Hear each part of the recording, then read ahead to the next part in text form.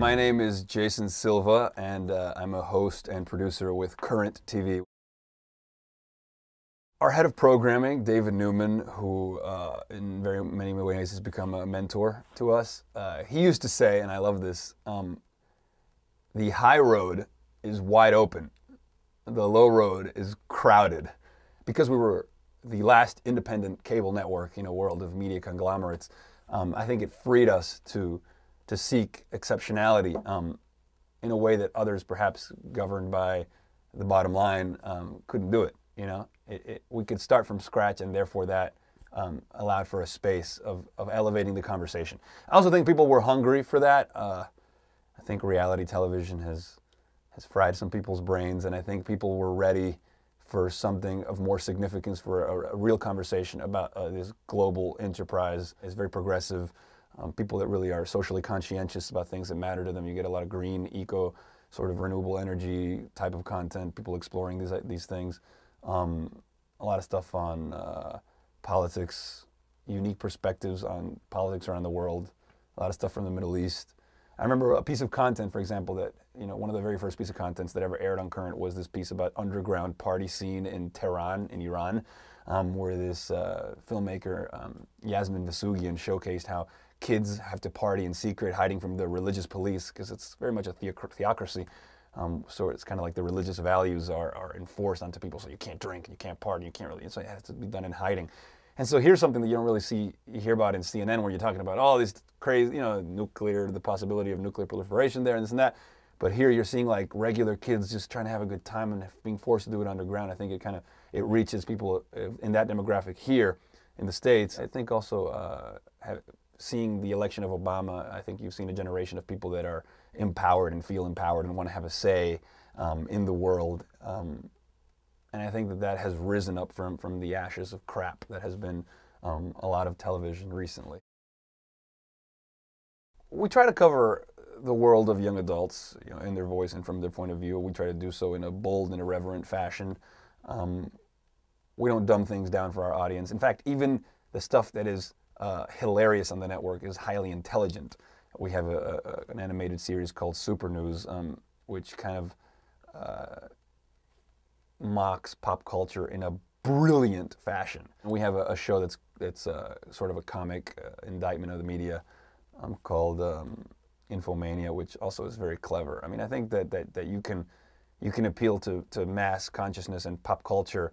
I mean, it doesn't always have to be highbrow subject matter, but it can be tackled even if it's lowbrow subject matter or mainstream subject matter. We did an hour, a secular hour exploration of religion and spirituality.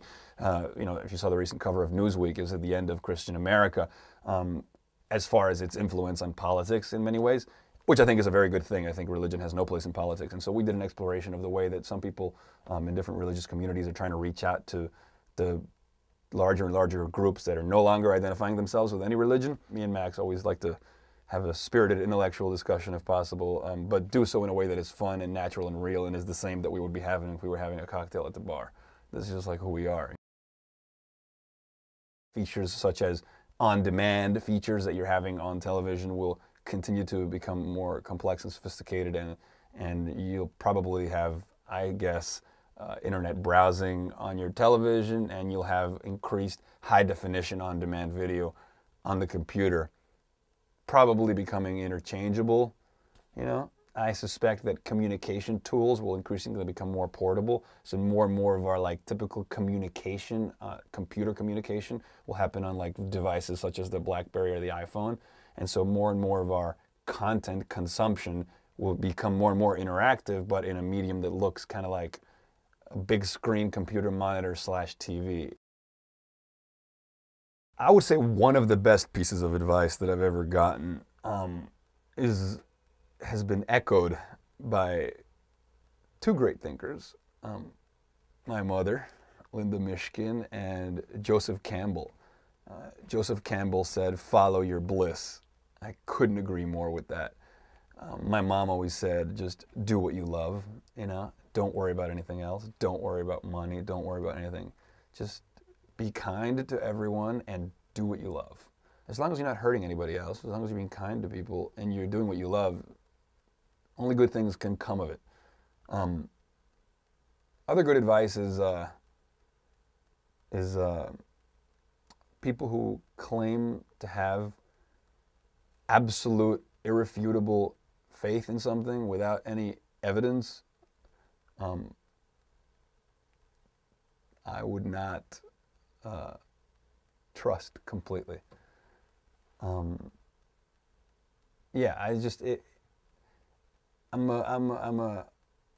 I relate a lot to people like Carl Sagan. I recently read one of his books that was based on a speech that he gave in a divinity school, which is interesting because Carl Sagan was 100% a scientist, but he was very spiritual. I mean, and he said the universe gives us plenty to be spiritual about. We don't need to adopt any form of dogma. Look at the evidence and to be willing to question your own truths and to be willing to scrutinize things that you hold dearly.